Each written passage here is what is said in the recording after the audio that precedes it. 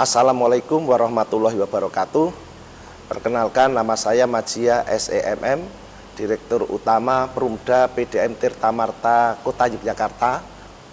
Saya itu orang desa dan saya berkarir di PDM Tirta Marta dimulai dari pengantar surat di bagian umum PDM Tirta Marta Kota Yogyakarta pada tahun 1988. Jadi kami pakai sepeda menyusuri Kota Yogyakarta untuk mengantar surat. Ya, sampai pada mulai tahun 88 dan kami tahun 2001 menjadi sekretaris direktur utama sampai 2006. 2006 saya menjadi kepala seksi umum yang membawai ya permasalahan-permasalahan yang ada tentang umum kan, dari rumah tangga sampai bocor dan atap bocor semuanya sampai melayani direksi dan lainnya. Tahun 2007 sampai 2010 saya selaku kepala seksi kepegawaian, yakni yang mengatur mempedomani aturan-aturan tentang kepegawaian. Yang mana biasanya kalau di kepegawaian itu gampang-gampang susah karena tidak disenangi. Itu harus karena harus menegakkan aturan. Nah, hal ini menjadi suatu tantangan untuk seperti tadi saya sampaikan, perlunya ada olimo, yakni obah, olah, oleh, okeh, ododo maneh. Nah, pada tahun 2010 sampai 2011 saya menjadi PLT Kepala SPI, Satuan Pengawasan Internal, yakni sebagai kepanjang tanganan direktur utama untuk bersinergi dengan bagian-bagian yang lain.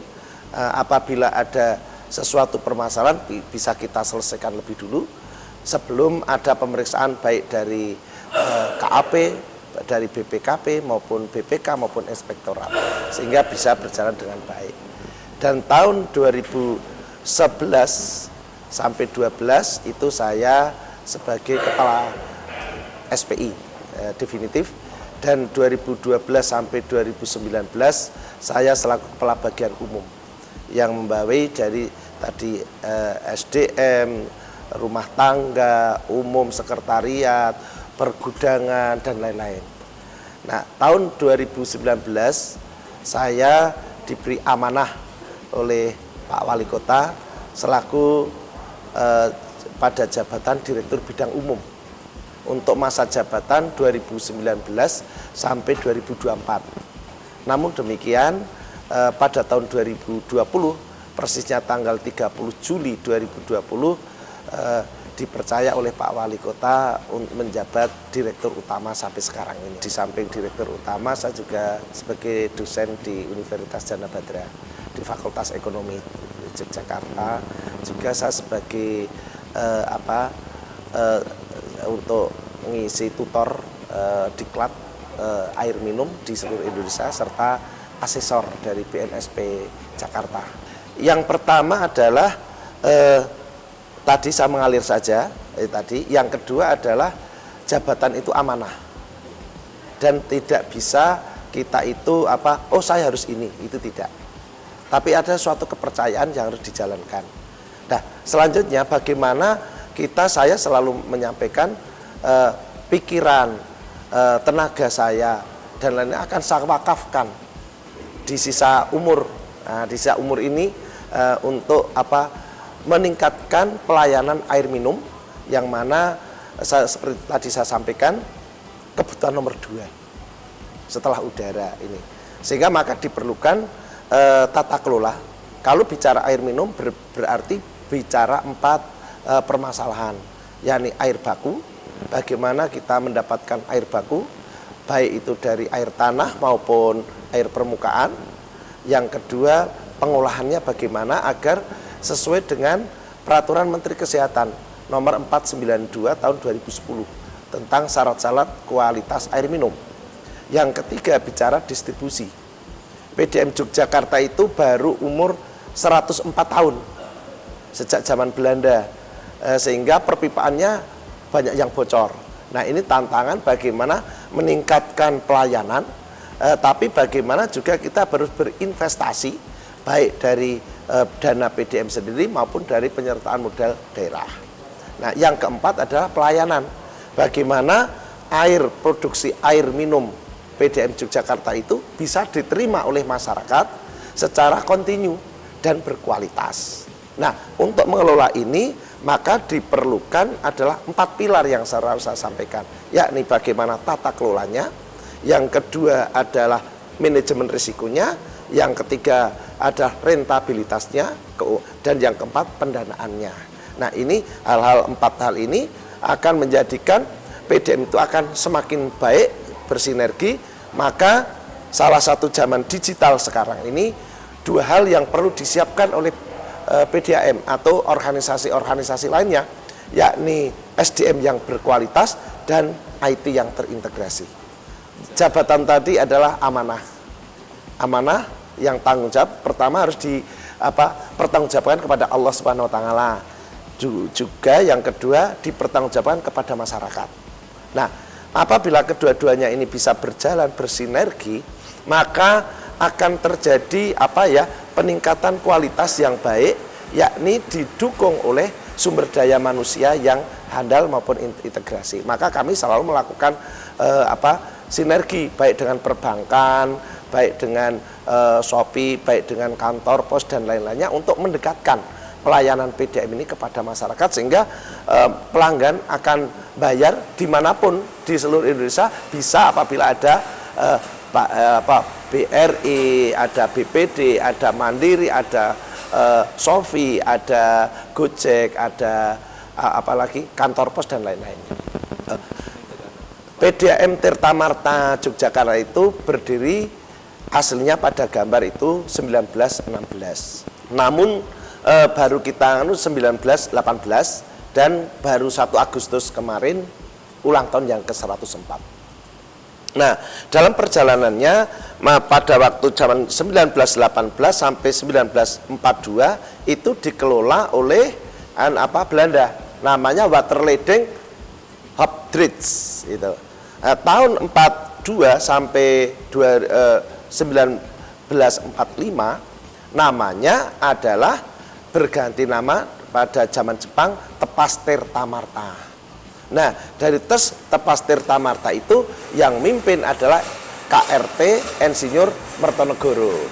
Jadi kerabat keraton. Baru tahun 45 sampai 70 itu dikelola oleh Provinsi DIY dengan nama Dinas Jawatan Air Minum Tirta Marta. Nah, pada tahun 70 yakni Perda nomor 6 tahun 70 itu adalah penggabungan antara PDM Tirta Marta, Gor Kridosono maupun Umbang Tirto. Itu. Nah, perjalanannya adalah permasalahan yang pertama adalah di kota Yogyakarta ini adalah kebocoran yang tinggi. Nah, ini bagaimana upaya menekankan dan kita bagaimana untuk meningkatkan pelayanan kepada masyarakat. Mungkin uniknya kalau di Yogyakarta penduduk aja turun.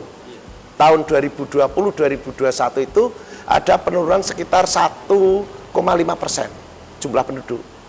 Pelanggan juga mengalami penurunan. Kalau di daerah lain bagaimana untuk meningkatkan pelanggan?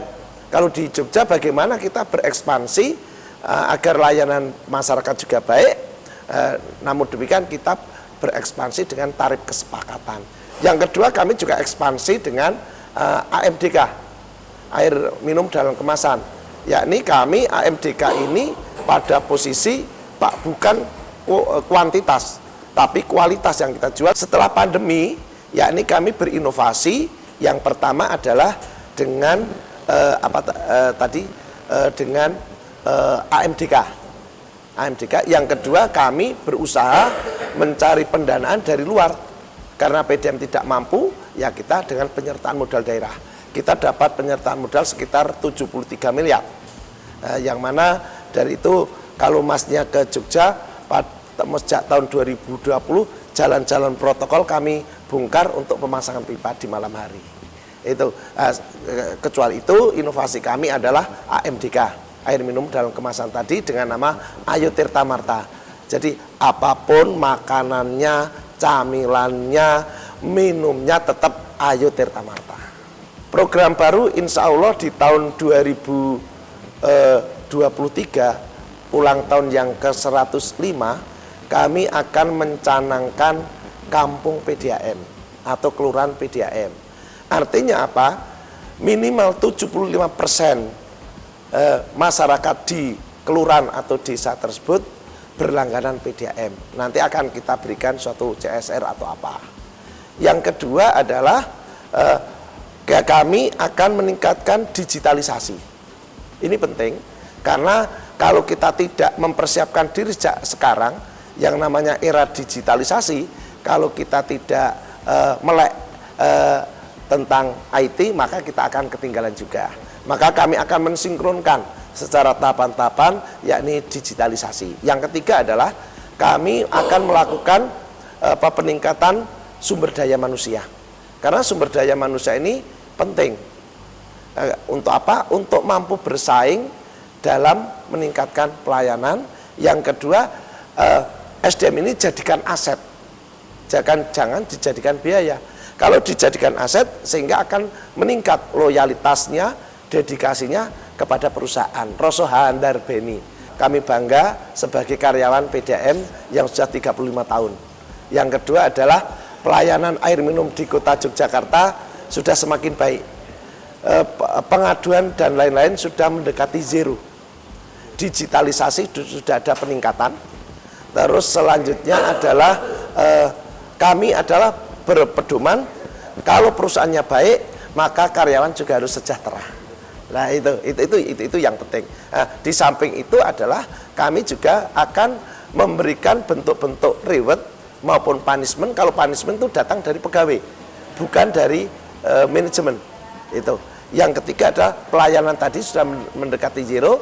Kami sudah ada AMDK, Ayo Tirta Marta, dan ini akan menjadi kami gaungkan kepada masyarakat di kota Yogyakarta agar senang, bangga menjadi bagian dari PDAM Tirta Marta Yogyakarta dalam meningkatkan layanan tingkat kesehatan di masyarakat. Seperti yang saya tadi sampaikan bahwa sesuai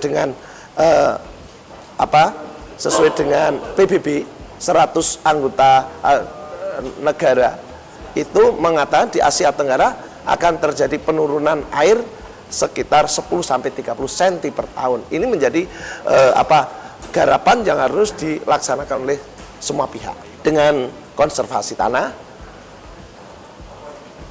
konservasi lingkungan hidup, dan meningkatkan kapasitas air yang dimiliki. Karena pada prinsipnya air itu tetap saja yang menjadi masalah akan pindah kemana kan itu. Asal apabila tidak ada konservasi tadi.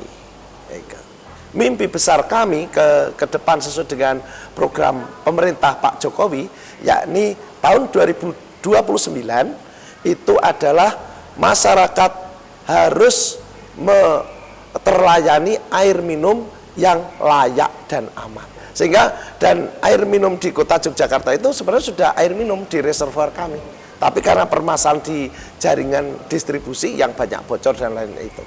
Namun demikian kualitas kami cukup baik. Iya, aman. Marilah kita mencintai lingkungan.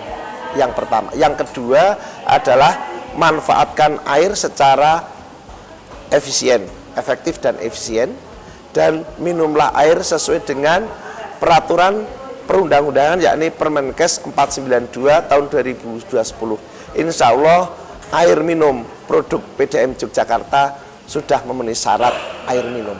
Demikian, dan untuk menunjang peningkatan kesejahteraan masyarakat dan kesehatan masyarakat di kota Yogyakarta, maka bersegeralah berlangganan PDAM Tirta Marta Kota Yogyakarta yang merupakan badan usaha milik daerah dan penyokong pendapatan asli daerah untuk pembangunan masyarakat di kota Yogyakarta. Untuk produk air minum perpipaan, yakni di seluruh kota Yogyakarta dan sekitarnya. Sedangkan untuk AMDK, yakni bisa di kota Yogyakarta dan sekitarnya. Misal kemarin Jakarta juga sudah minta, ada teman saya yang Kalimantan juga akan minta, tapi namun sebenarnya belum bisa kita berikan karena kami tadi yang saya sampaikan produk kami pada kualitas tadi, yang mana sangat digemari, dan ada perusahaan swasta juga akan kerjasama dengan PDM Tirta Marta untuk memasarkan ini air minum dalam kemasan Ayo Tirta Marta. Apapun makanannya, ya, camilannya, minumnya tetap Ayo Tirta Marta.